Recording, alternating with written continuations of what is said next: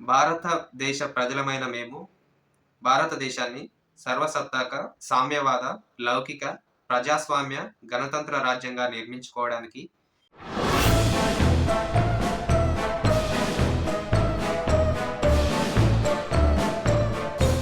Hi friends, welcome to PNG info life.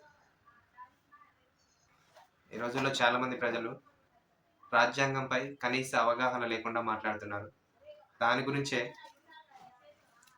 వాళ్ళకి అవగాహన కల్పించేందుకు రాజ్యాంగాన్ని ప్రతి ఒక్కరికి దగ్గర చేసేందుకే నా ఈ ప్రయత్నం. ఇప్పటి నుంచి ఎపిసోడ్స్ వైజ్గా నేను రాజ్యాంగం గురించి పోస్ట్ చేస్తుంటాను. మన రాజ్యాంగం ప్రపంచంలోనే అత్యంత పొడవైన లిఖిత రాజ్యాంగం. దీన్ని రాయడానికి 2 సంవత్సరాల 11 నెలల 18 రోజులు పట్టింది.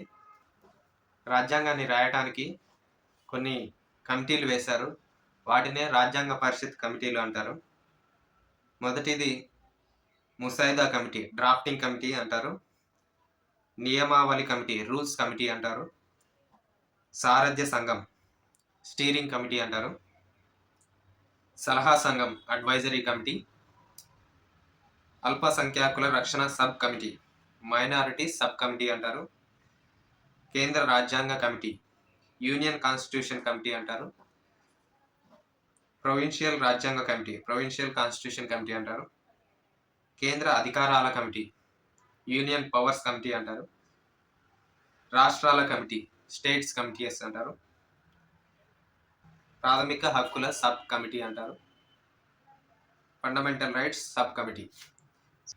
మొదటగా మనం రాజ్యాంగాన్ని పరిచయం చేసుకోవాలంటే ఫస్ట్ రాజ్యాంగం మొత్తం ఒక క్లుప్తంగా అర్థమయ్యే విధంగా ముందు మాటలో పొందుపరిచారు. దాన్నే మనం రాజ్యాంగ పీఠిక అని అంటాం.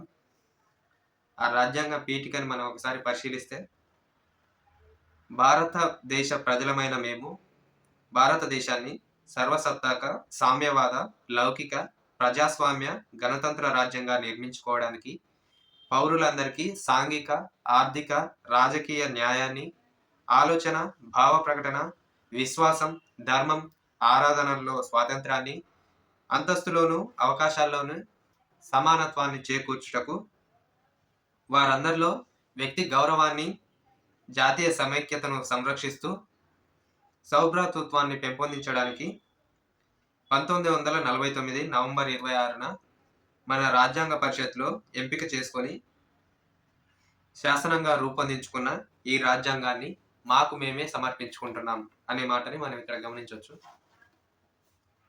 We, the people of India, having solemnly resolved to constitute India into a sovereign, socialist, secular, democratic republic, and to secure to all its citizens justice, social, economic, and political liberty of thought, expression, belief, faith, and worship, equality of status and of opportunity, and to promote among them all fraternity, assuring the dignity of the individual and unity and integrity of the nation. In our Constituent Assembly, this 26th day of November 1949, do hereby adopt, enact, and give to ourselves this Constitution. రాజ్యాంగాన్ని ఒక్కొక్కరు ఒక్కొక్క విధంగా నిర్వచించారు. కొంతమంది ప్రముఖులు. వాళ్ళు ఎవరంటే, రాజ్యాంగ పీఠికను రాజ్యాంగానికి కీ నోట్ లాగా అభివర్ణించింది ఎవరంటే ఎర్నెస్ట్ బార్కర్. భారత రాజ్యాంగ పీఠికను రాజ్యాంగపు ఆత్మ అని అన్నది ఎవరంటే జస్టిస్ హిదయతుల్లా. రాజ్యాంగం వైఫల్యం చెందితే రాజ్యాంగాన్ని నిందించరాదు, అది అమలుపరిచే వాళ్ళని నిందించాలని అంబేద్కర్ అన్నారు. రాజ్యాంగ పీఠికలో కొన్ని ముఖ్యమైన పదాలకి అర్థం తెలుసుకుందాం. సర్వసత్తాక అని అంటే దేశంలోని అన్ని వ్యవహారాలు దేశమే నిర్ణయించే అధికారం కలిగి ఉండటం, బయటి దేశాల జోక్యాన్ని అనుమతించకపోవడం. సామ్యవాద, ఉత్పత్తి సాధనాలను, వస్తు సేవలను మరియు దేశ సంపదను దేశ ప్రజలందరూ సమానంగా పంచుకోవడం. 39C ప్రకారం దేశంలోని సంపద కొద్దిమంది చేతులలో కేంద్రీకృతం కాకుండా రాజ్యం అందుకు తగిన చర్యలు చేపట్టాలి. లౌకిక, మతాన్ని అధికారికంగా గుర్తించకుండా ఉండటం. అంటే మతాన్ని రాజకీయ మరియు సామాజిక కార్యకలాపాల నుండి వేరు చేయటం. ప్రజాస్వామ్య ప్రభుత్వ ఏర్పాటులో ప్రజలే నిర్ణయాధికారాన్ని కలిగి ఉండే ఒక రాజకీయ వ్యవస్థ. ప్రజల చేత, ప్రజల కొరకు, ప్రజల వలన పరిపాలించబడేది అని అర్థం. గణతంత్ర ప్రభుత్వమే ప్రజలు అనే పాలనా విధానం. ప్రజలు ఎన్నుకున్న ప్రతినిధులచే అది రాజ్యాధికారం నిర్వహించబడుతుంది. దేశం ప్రజలందరి సొత్తు. ఏ కుటుంబానికో, ఏ సమూహానికో పరిపాలన మీద అపరిమిత అధికారాలు ఉండవు. ఇందులోని ఆశయాల విషయానికొస్తే న్యాయం. న్యాయం అంటే సామాజిక, ఆర్థిక మరియు రాజకీయ న్యాయం పొందాలి. స్వేచ్ఛ వ్యక్తిగతంగా ఆస్వాదించేది. ఇతర వ్యక్తుల హక్కులకు భంగం కలగకుండా వ్యక్తి తనకు నచ్చిన విధంగా నడుచుకోవచ్చును. సమానత్వం. సమానత్వం అనేది 2 రకాలుగా ఉంటుంది. ఒకటి హోదా, రెండవది అవకాశం.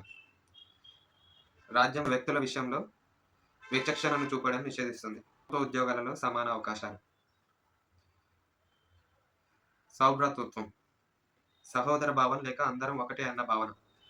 దేశ సమతను పెంపొందించడం. దీనికి సామ్యవాదం, లౌకికవాదం, ప్రజాస్వామ్యవాదం, న్యాయం మరియు స్వేచ్ఛ మొదలగు వాటి ద్వారా సాధించవచ్చును.